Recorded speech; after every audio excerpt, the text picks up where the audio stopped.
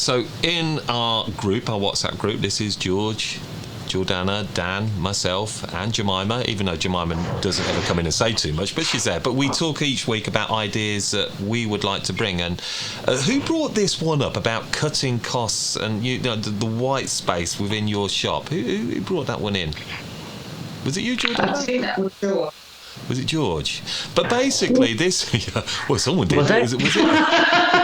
But the idea actually is about this, is actually at a point, are there parts of your business where you're looking to cut your costs right now and maybe replacing that somewhere else? Is there something that you've got happening in your business, George, that you're just thinking, I need to cut the costs, I'm going to get rid of that?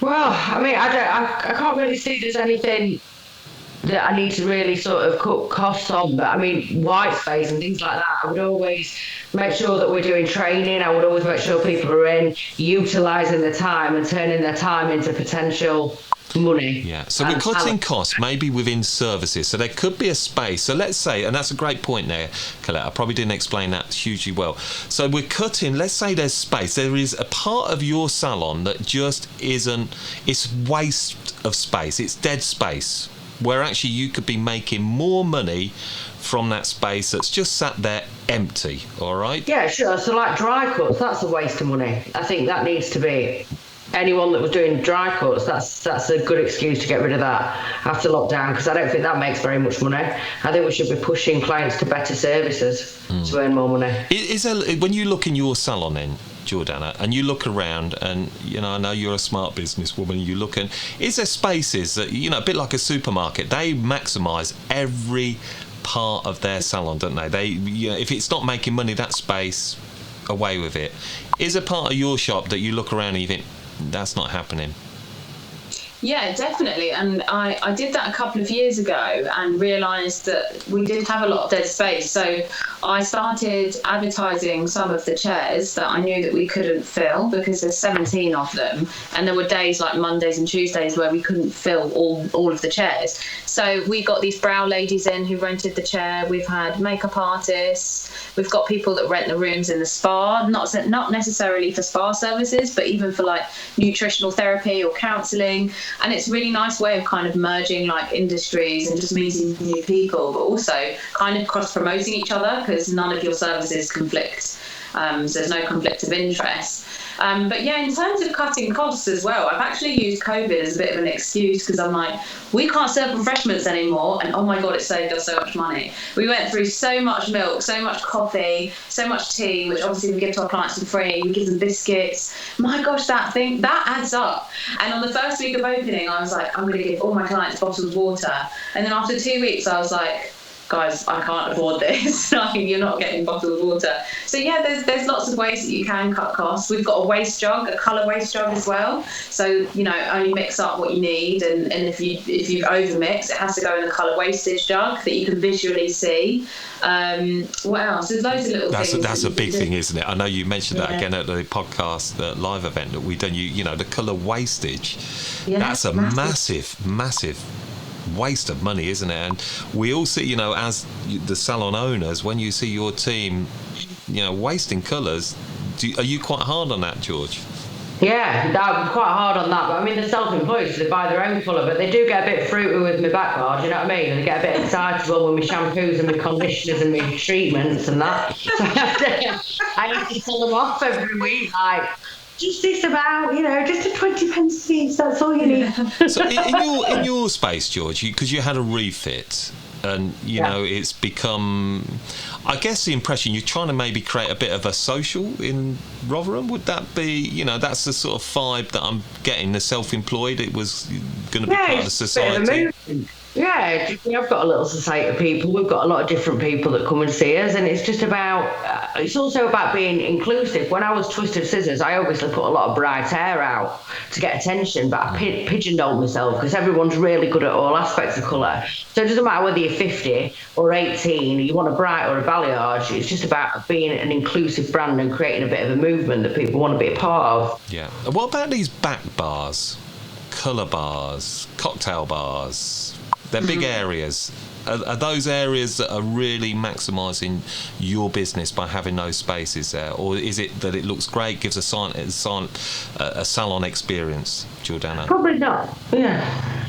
I would say for me, obviously it's all about the service and it's all about how you make the client look, but it's also how you make them feel. And when I remember doing a survey, or I read a survey, and 80% of clients come back to the salon because of the back wash experience. So if you have got nice recliner chairs or a little massage feature or just a really comfy chair, people comment on it and they love it because they spend at least 10 minutes, especially, or sometimes 20 if there's a toner on or something.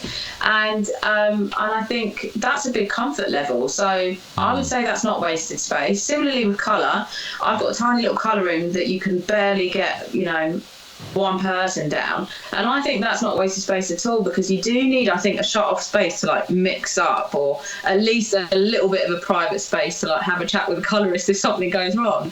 So I don't see that as wasted space. It's more like when you have a massive reception area with like 5 seats that no one uses, or that kind of thing.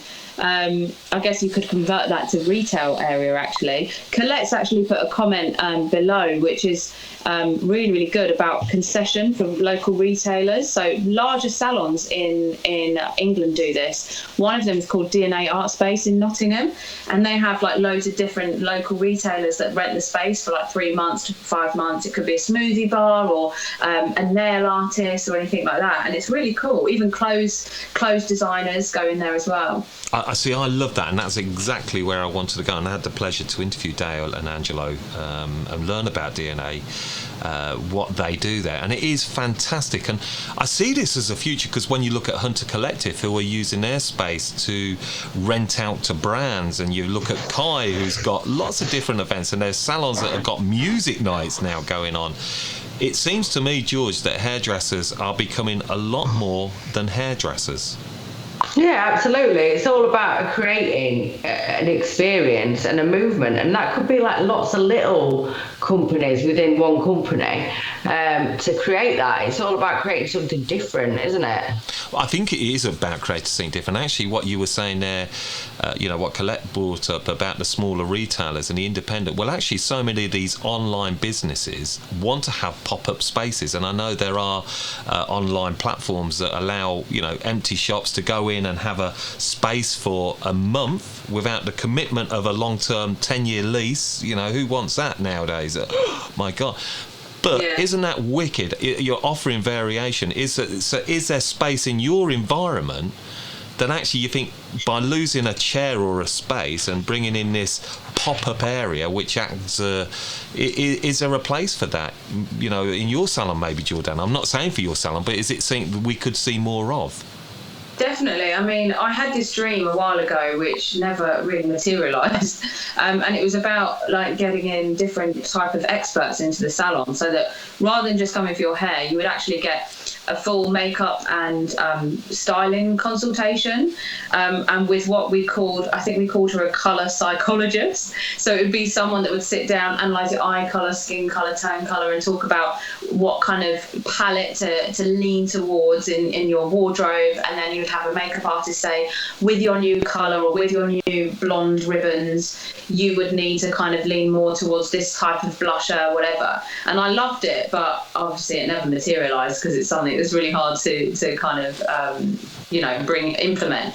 But I really like the collaboration element of it, because when we do photo shoots, you have like the stylist, makeup artist, and the photographer all work together. And what I like is a lot of other industries are collaborating. The beauty industry is, and the makeup industry is. H&M and Moschino collaborating. So I think it's our turn to collaborate. So maybe we should start doing it. The smaller indies are all coming together. Definitely.